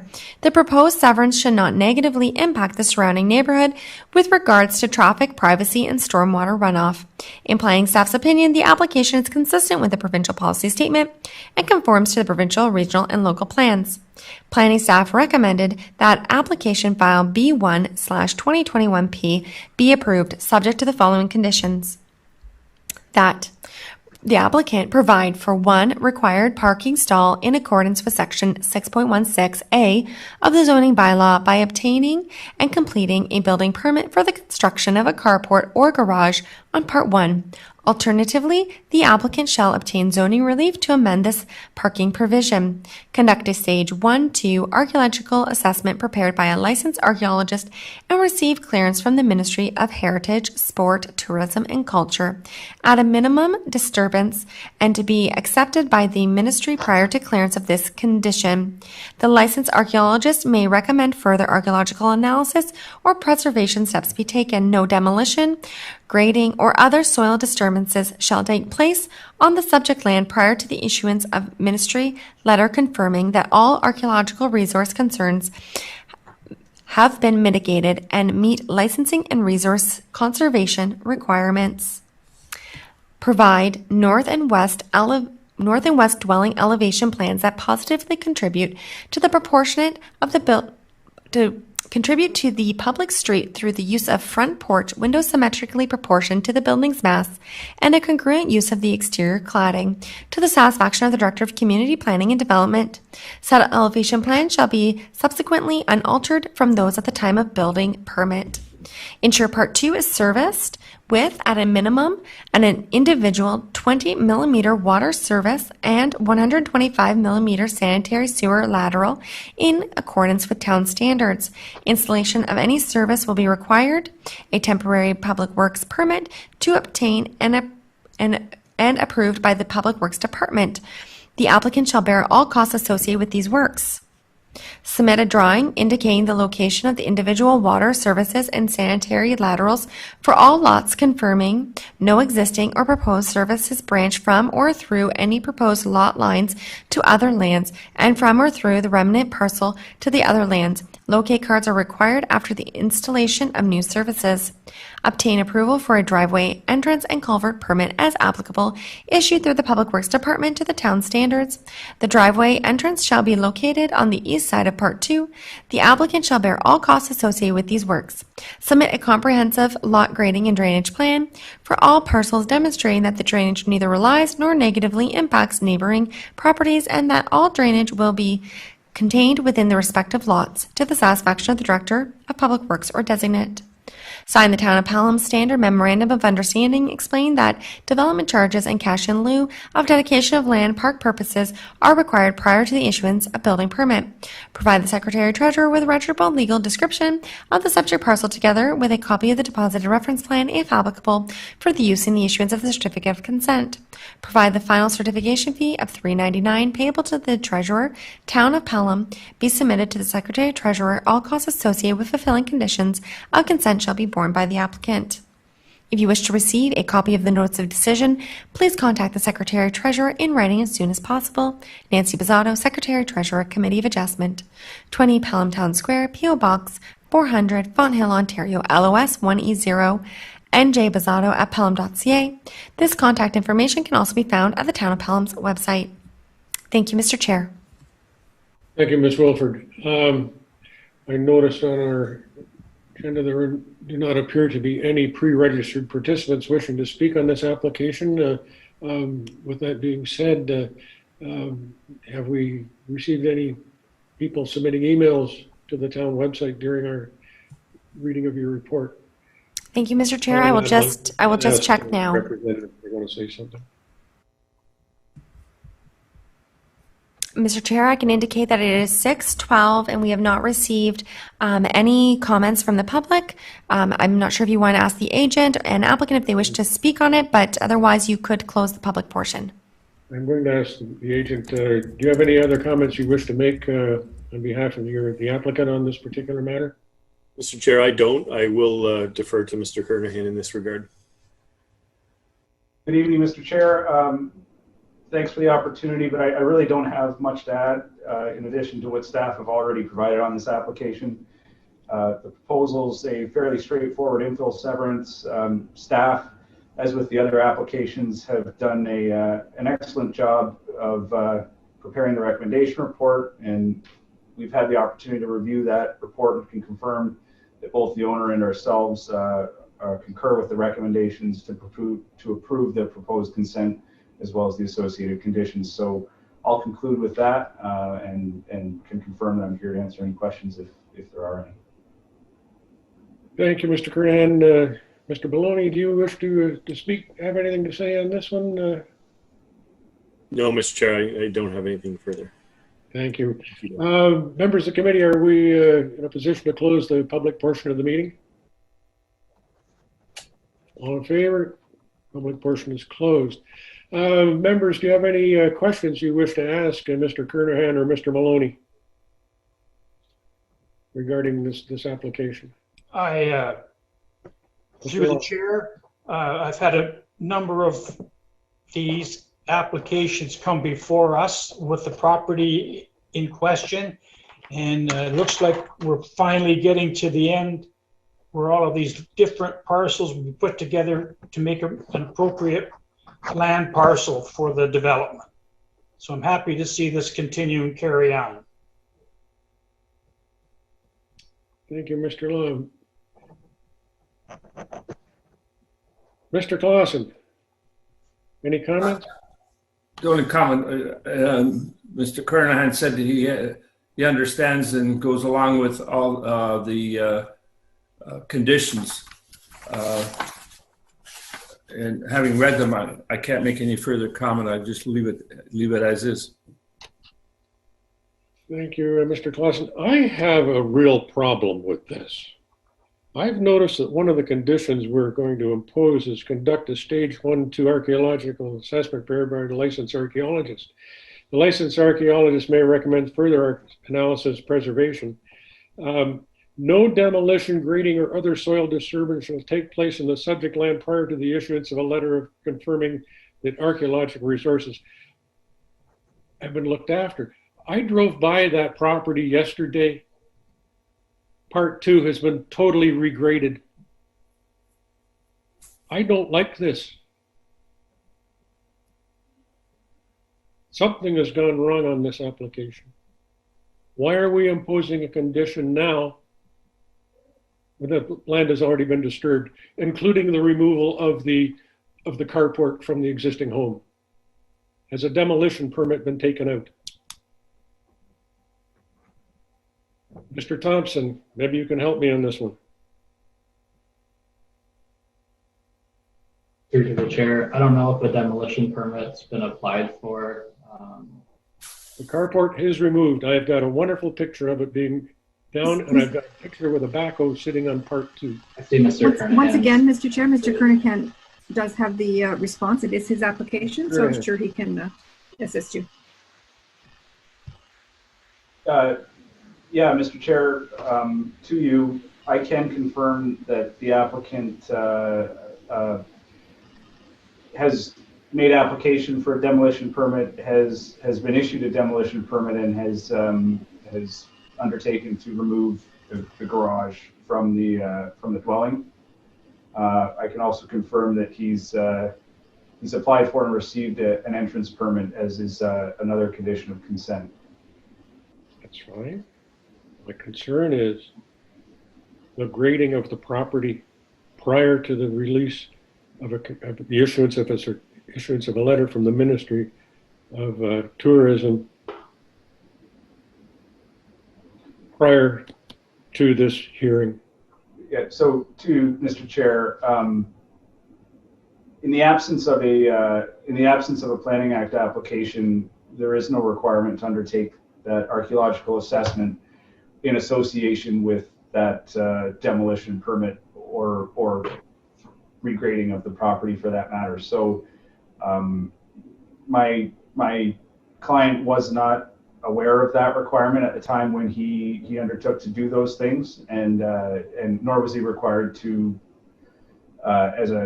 in association with those permits that he was issued. So that would be the reason why he undertook to do that.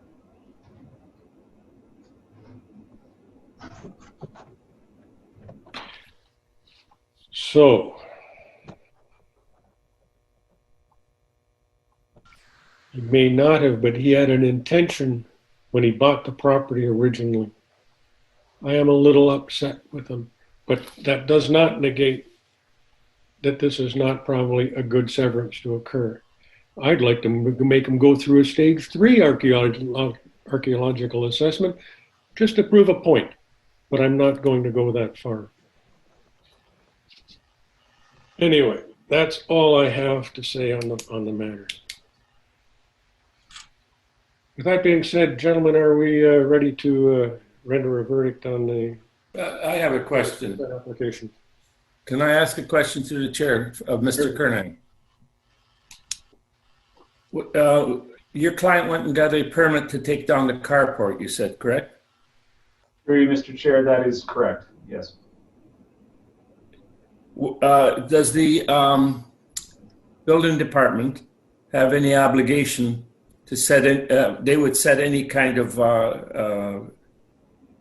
parameters as to what you have to do in order to proceed with the work. Were you given any kind of guidance as to what conditions were required at the time you got the demolition permit?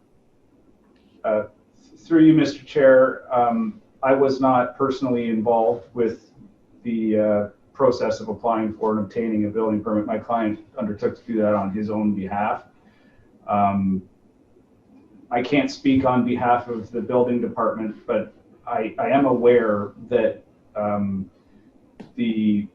and Mr. Maloney can jump in here if he wishes, that the law which requires somebody to undertake an archaeological assessment is not triggered by a building permit in the same way that it is through a Planning Act application. So I would be surprised if they would require something like that. And in this instance, I can't speak for whether or not they did or didn't, but it would surprise me if they would. I'm not sure if that answers your Can you shed a little bit of light on this for me? Mr. Chair, what I can add to this is that when you make an application for a building permit or a demolition permit, the chief building official has to consider all applicable law when issuing that permit. And I'm just having a quick check, but it's clearly, I wanted to give you the exact section, but there are aspects where the tribe or the chief building official would have to consider, say, for instance, if it fell within a heritage district or something like that. But where there are no requirements already imposed on the site, then the chief building official would have to issue a building permit regardless of whether the requirement would be imposed after the fact as it relates to a planning application. Okay. Mr. Chair, it might also be different for a demolition permit versus a new construction. That could be because demolition, there's a foundation. Correct. The excavation has already taken place. That's right. And that would be something that staff is responsible for. So it really isn't in the purview of the committee to need to be concerned with that. Okay. With that being said, then I'm more or less happy that at least there be an archaeological assessment done on part 2 prior to the building of a new house on that particular parcel of land, if we grant this consent. Are there any other comments from the applicant or members of the committee prior to rendering a decision on this matter? Through the chair, in viewing the property 2 or 3 times before, most of this land has been covered with buildings and driveways and outbuildings and garages. So Member Law, you are referencing file B1 of 2021? Yes. And file B A2 2021 695 Quaker Road? Yes. Okay. So this will be part of like part 2, as it says. So there were a number of parcels in that corner that have already been there for many, many years. So it would appear to me like other properties that I find it not certain why we would need to conduct a stage 1 or 2 archaeological assessment on the land, as it's already been developed many years before. I just throw that for a question. I need an answer.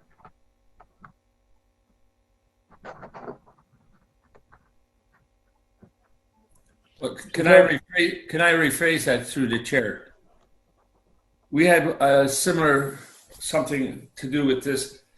If the owner can verify that the part 2 had been excavated at some prior time, and there was nothing of value there, he could forgo it. But as long as the place is virgin and he's never been dug, they have a right to ask for an archaeological assessment. Is that correct, Don? I think that's what we ended up with on another application. Yeah. I did notice that the garage takes up a part of the. Yes, so there was excavation. That's how the other guy got around it. He proved that there was excavation when he didn't have to go through it. But that's up to the owner. It's not up to us to decide. No. And he's going along with the conditions, so why worry about it? We're going to go with the conditions as requested by the planning department. That's the way I see it. Anyway, in any event, are we ready to render a decision? If so, can I have a mover or a seconder for the either the granting or the refusal of this consent application? I move the application for consent, file B1 2021P 695 Quaker Road, Pelham, to convey part 2 and partial discharge of mortgage is hereby granted. The above decision is subject to the following conditions: to satisfy the Director of Public Works, ensure part 2 is serviced with individual water and sanitary sewers, submit a drawing illustrating the location of services, and confirm no utilities crossed the proposed lot line. Obtain driveway entrance and culvert permit, lot grading and drainage plan for all parcels. To the satisfaction of the Director of Community Planning and Development, to comply with Section 616A of the zoning bylaw or obtain necessary zoning approvals for parking provisions, conduct a stage 1-2 archaeological assessment, submit elevation plans, sign Town of Pelham memorandum or understanding, to the satisfaction of the Secretary Treasurer, that the Secretary Treasurer be provided with a registrable legal description, copy of the deposited reference plan, that the final certification fee of $399 be provided. This decision is based on the following reasons. Number 1, the application conforms to the policies of the Town of Pelham official plan, regional policy plan, and provincial policy statement, and complies with the town's zoning bylaw. This decision is rendered having regard to the provisions of sections 5124 and 5125 of the Planning Act, RSO, as amended. No objections to this proposal were received from commentating agencies or neighboring property owners. The Committee of Adjustment considered all written and oral submissions and finds that the subject of the conditions or provisional consent, this application meets Planning Act criteria, is a consent with the consistent with the provincial policy statement and complies with the growth plan, the Niagara Regional Official Plan, and the town official.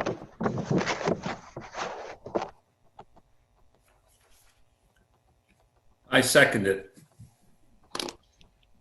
Thank you. I would like to make one minor amendment with regard to the lot grading and drainage plan for all parcels. I would like to include adjacent lands, in particular as shown on the sketch, Part 4, Reference Plan 59R 15976, and also with regard to Parts 1 and Parts 5 of Reference Plan 59R 16726 and 15776, which are other lands owned by the applicant are shown on the sketch that came with this application.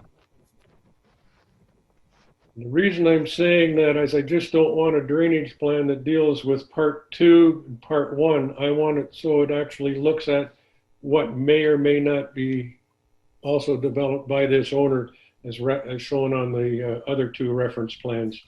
Mr. Chair, with respect, I don't think the committee has the jurisdiction to be able to do that.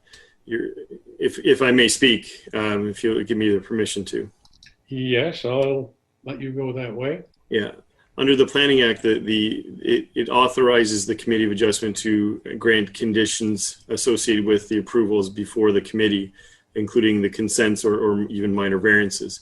There's even some case law that suggests that you can't even impose conditions on the retained lot, as opposed to, and then you can only impose conditions on the severed lot. But that has been softened recently. There's certainly no jurisdiction to impose a condition on lands that are outside of the lands that are subject to the application. What I can also say to that is that those lands are set for future development. So sorry, let me go back. So if the lot grading and drainage plan is imposed for part 1 and 2, that means all the drainage from part 1 and 2 would not be able to go onto the adjacent properties. But when the remnant parcel, or excuse me, the other parcel located behind is developed, there'll be an entirely different plan to deal with surface water at that time. So, in conjunction with those 2 factors, I don't think you're going to have a drainage, well, you'll have an engineered solution to any drainage problems. I can only hope so. And with that, I will withdraw my request for an amendment to the thank you. Sorry to interrupt. And drainage plans. Thank you, Mr. Maloney, for clarifying that. I will remember that for the next time I run into this problem. You can be guaranteed of that, sir. So I guess we're ready to vote. All in favor of granting the application with the conditions as put forth? All in favor? Carried. Thank you very much. And now we will move to, I guess we're back to variance application A2, 2021, also related to 695 Quaker Road. Through you, Mr. Chair, that is correct. If you can just give us a moment to share our screen. Take us through the synopsis of the planning report. Thank you, Mr. Chair. Application for minor variance, file A2-2021P 695 Quaker Road. Excerpts from planning report. The subject land is located on the south side of Quaker Road, lying west of Clare Avenue and known locally as 695 Quaker Road in the town of Pelham. The minor variance application requests relief from Section 6.16A, parking requirements, to permit 1 required parking stall outdoors, whereas the bylaw requires that 1 parking stall be located in a private garage or carport. Note, this application is being considered concurrently with file B1-2021P. To date, the following comments have been received. The Building Department, no comments. Public Works, no comments. No public comments were received at the time of writing this. Is the variance minor in nature?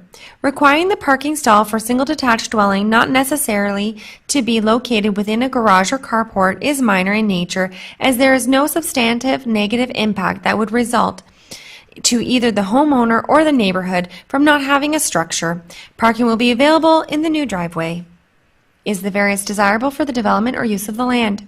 Removing the requirement for a garage or carport is desirable for the development and use of the land because it offers the homeowner flexibility to decide whether or not they choose to spend tens of thousands of dollars to construct such a structure.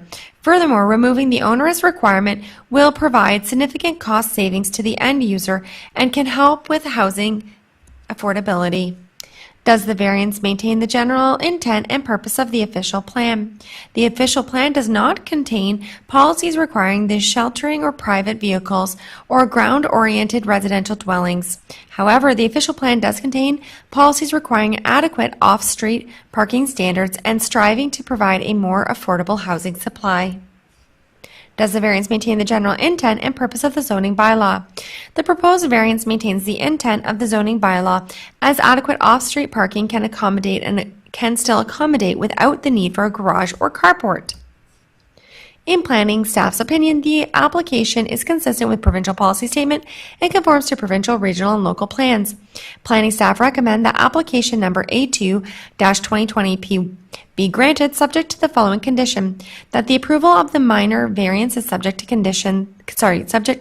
consent file B1/2021P obtaining final approval.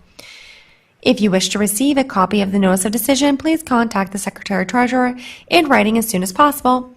Nancy Pizzato, Secretary-Treasurer, Committee of Adjustment, 20 Pelham Town Square, P.O. Box 400, Fonthill, Ontario, LOS 1E0.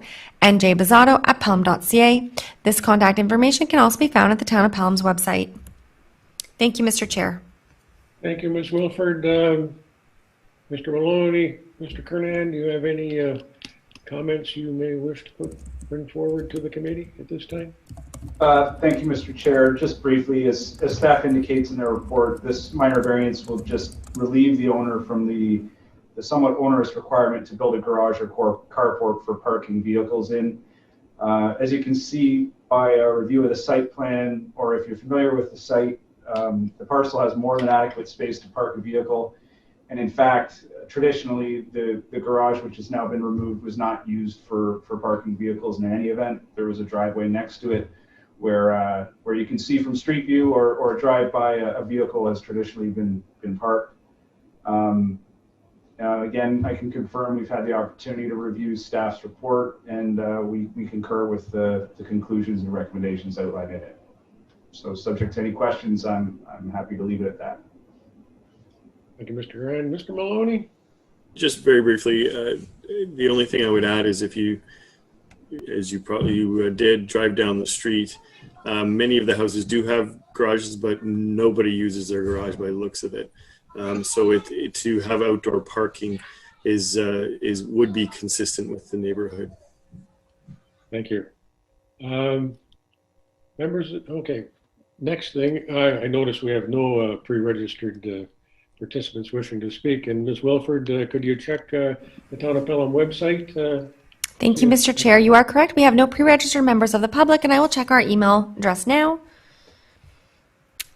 And Mr. Chair, I can confirm that it is 6:35, and we have not received any emails to our email address, clerks@pelham.ca. So if you wish, you may close the public portion of the meeting. Members, we're ready to close the public portion of the meeting? Yes. Do we have any comments to make or any further discussion on these variance application? Any comments? Mr. Clausen? Wow. Mr. Law? I have no further questions. I do not either. I guess then we're ready to render a decision. Can I have a mover and a seconder relative to the approval or the granting or refusal of the granting of application A2 2021P? I would move that we grant file A2 2021P 695 Quaker Road. Parking requirement, allow parking stall outdoors. And the variance is minor nature. There won't be any negative impact, and vehicles can be parked in the driveway anyhow. There's lots of room. Intent of the zoning bylaw is maintained, the official plan is maintained, and the proposal is desirable for the land as it allows the owner flexibility to decide if he wishes to have parking structure or not. And there was no objections from any of the people around or commenting agencies or budding property owners.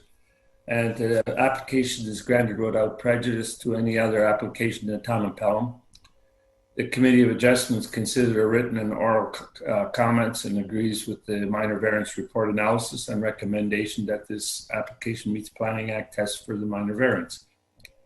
And the key here that what condition is that the consent file B1 2021P has to get final approval before any this can be granted or enacted. So be moved. I'll second that. Thank you, Mr. Law. All in favor? Carried. Thank you, gentlemen, and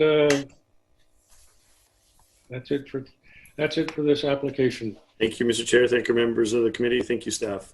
Have a good evening. Thank you. You're welcome. You're welcome indeed. And with that, gentlemen, I see we have no minutes for approval of previous meetings. And can I have a motion to adjourn this meeting of the Town of Pelham Committee of Adjustment? I move to adjourn the meeting. Mr. Lawson. I second it. Seconder? Looks like I got a nodded head. I guess that means yes. All in favor of adjourning the Town of Pelham Committee of Adjustment for today's date? Carried. Thank you, staff. Thank you,